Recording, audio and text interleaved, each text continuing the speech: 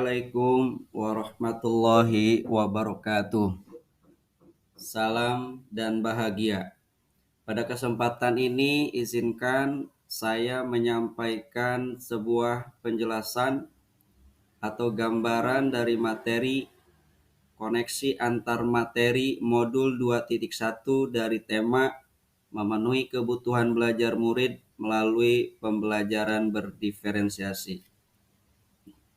Saya calon guru penggerak angkatan 9 dari Jakarta Barat, Nani Rohaini, kemudian pengajar praktik saya Bapak Lukman Hakim dan fasilitator saya Bapak Rudi Irawan. Pada penjelasan ini saya akan menjelaskan atau menggambarkan tentang pembelajaran berdiferensiasi. Apa itu pembelajaran berdiferensiasi? Pembelajaran berdiferensiasi adalah usaha guru untuk menyesuaikan proses pembelajaran di kelas untuk memenuhi kebutuhan belajar individu murid. Jadi pembelajaran berdiferensiasi ini adalah pembelajaran yang mengikuti keberagaman murid di dalam kelas. Melakukan pembelajaran berdiferensiasi bukanlah berarti bahwa guru harus mengajar dengan 32 cara yang berbeda untuk mengajar 32 murid. Jadi pembelajaran yang beragam ini untuk memenuhi kebutuhan murid bukan berarti dalam pembelajarannya adalah menggunakan sebanyak murid yang ada di dalam kelas. Tapi murid yang ada di kelas dikelompokkan sesuai dengan gaya belajar maupun minatnya. Sehingga dari gaya belajar dan minat belajar dari murid itu dapatlah kita menggunakan pembelajaran berdiferensiasi. Artinya memenuhi pembelajaran kebutuhan belajar dari murid itu sendiri. Pembelajaran berdiferensiasi adalah serangkaian keputusan yang masuk akal, common sense, yang dibuat oleh guru yang berorientasi kepada kebutuhan murid. Jadi pembelajaran berdiferensiasi ini pembelajaran yang masuk akal dalam proses belajarnya. Yang bertujuannya adalah bagaimana kebutuhan murid dari mulai kesiapan belajar, gaya belajar itu dapat dipenuhi dengan pembelajaran berdiferensiasi ini. Di dalam standar pendidikan nasional ada standar-standar yang dijelaskan. Di dalam standar proses dijelaskan tentang kriteria minimal proses pelaksanaan pembelajaran yang harus dilakukan oleh seorang guru. Salah satunya terkait dengan rencana pelaksanaan pembelajaran atau RPP. Dalam pembuatan RPP terdapat beberapa prinsip yang harus diikuti, di mana salah satunya adalah bahwa perencanaan pembelajaran harus dilakukan dengan memperhatikan perbedaan individu dari setiap peserta didik.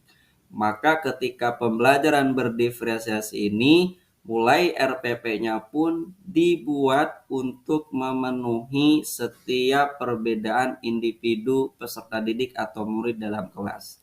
Artinya RPP ini bukan dibuat hanya berdasarkan satu gaya belajar, satu kebutuhan murid, tapi harus mengakomodasi setiap perbedaan baik dari kebutuhan maupun gaya belajar murid itu sendiri. Di dalam pembelajaran diferensiasi ini, RPP-nya sudah disusun, sudah dibuat mengarah kepada pemenuhan terhadap perbedaan individu setiap murid.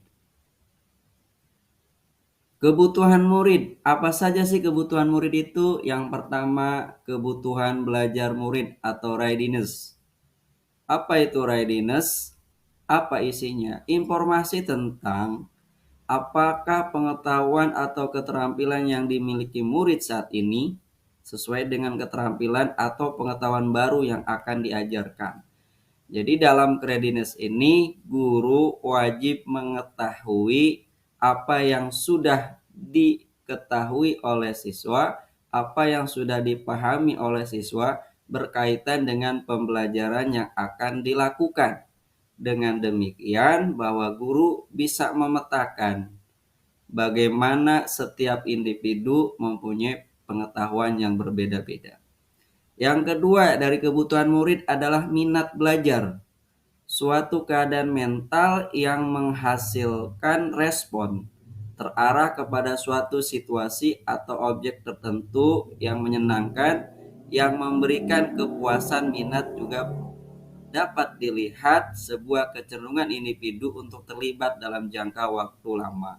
Artinya minat belajar ini dapat kita ketahui dari respon, dari antusiasme murid ketika kita memperkenalkan sebuah topik yang akan dipelajari. Ketika murid memberikan respon yang antusias, maka di situ berarti murid memiliki ketertarikan. Ketika murid tidak mempunyai antusiasme, maka di situ murid minatnya berkurang. Maka oleh karena itu, pembelajaran diferensiasi ini harus bisa mengakomodasi setiap murid yang memiliki minat yang baik dengan murid yang kurang mempunyai minat. Maka dalam pembelajarannya harus memberikan kebutuhan perbedaan tersebut. Yang ketiga, kebutuhan murid, profil belajar murid. Tujuan dari mengidentifikasi atau memetakan kebutuhan belajar murid berdasarkan profil belajar adalah untuk memberikan kesempatan kepada murid untuk belajar secara natural dan efisien. Secara umum, gaya belajar ada 3, yaitu visual, auditori, dan kinestetik. Jadi profil belajar murid ini dilihat dari gaya belajar murid yang ada di dalam kelas. Apakah di dalam kelas itu ada murid yang gaya belajarnya visual, gaya belajar dengan melihat, cukup melihat, atau gaya belajar murid itu auditori, belajar dengan bukan hanya melihat saja tapi dengan mendengarkan. Atau gaya belajar murid kinestetik, belajar sambil melakukan. 3 gaya belajar ini pasti ada dimiliki oleh setiap murid di dalam satu kelas. Maka pembelajaran berdiferensiasi ini harus memberikan kebutuhan murid, diantaranya profil belajar murid, gaya belajar murid. Yang visual dapat dipenuhi kebutuhannya, yang auditori dipenuhi kebutuhannya, yang kinestetik pun dipenuhi kebutuhannya, sehingga pembelajaran itu memberikan kebutuhan kepada semua murid. Terus bagaimana pembelajaran berdiferensiasi dapat memenuhi kebutuhan belajar murid dan membantu mencapai hasil belajar yang optimal? Tadi sudah disinggung bahwa kebutuhan murid diantaranya adalah profil belajar murid. Profil belajar murid itu ada yang auditori, ada yang visual, dan ada kinestetik. Jadi pembelajaran berdiferensiasi ini sangat cocok untuk memberikan pemenuhan kepada profil belajar murid tersebut. Artinya pembelajaran berdiferensiasi ini tidak cenderung kepada satu gaya belajar, tidak cenderung kepada gaya belajar yang lain terabaikan. Tapi pembelajaran berdiferensiasi ini dapat mengakomodasi setiap kebutuhan murid dengan profil belajar yang berbeda. Bagaimana melihat kaitan antar materi dalam modul ini dengan modul lainnya?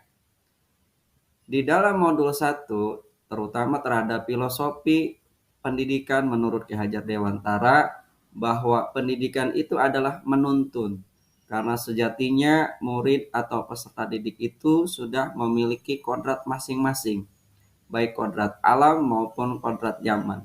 Maka pembelajaran diferensiasi ini adalah bagian menuntun untuk memenuhi kebutuhan murid berdasarkan kodratnya masing-masing, berdasarkan kodrat alamnya masing-masing, berdasarkan kodrat zamannya masing-masing.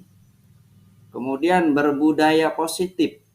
Maka pembelajaran berdiferensiasi ini adalah memberikan gambaran, memberikan kaitan antara pembelajaran berdiferensiasi dengan budaya positif. Karena dalam budaya positif setiap siswa memiliki kecenderungan, maka pembelajaran berdiferensiasi ini adalah bertujuan untuk memenuhi kebutuhan dan meningkatkan budaya positif dari setiap peserta didik. Karena di dalam budaya positif ada yang namanya kesadaran dari para murid itu. Maka dengan pembelajaran diferensiasi ini memberikan tuntunan untuk memiliki kesadaran. Itu saja yang bisa saya sampaikan berkaitan dengan koneksi antar materi.